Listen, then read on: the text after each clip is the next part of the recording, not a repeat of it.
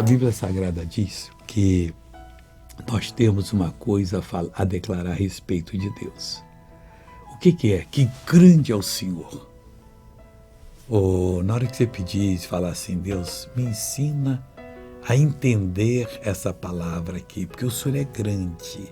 Você vai começar a ter umas revelações que eu vou até precisar delas também, todo mundo. Além de grande, ele é muito digno de louvor.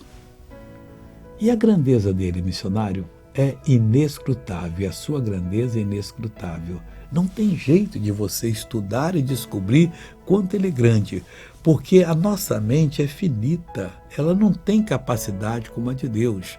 E se tivesse, ele é também inescrutável. Não tem como você entender tudo que aquilo que o Senhor Deus é para aquele que crê nele. Ele quer fazer de você uma pessoa abençoada e fará. Veja essa pessoa que foi abençoada, eu já volto para orar com você. Joelho, muita dor no joelho. Como é que você chegou mancando aqui? Mancando, sempre mancando. Assim, imita para mim. Assim. Agora anda normal em nome de Jesus. Vai para casa que Deus curou a senhora.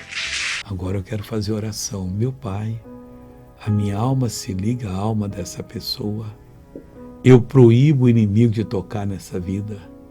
E eu quero essa pessoa abençoada agora. Em nome de Jesus está repreendido todo o mal. Está desfeito toda obra maligna.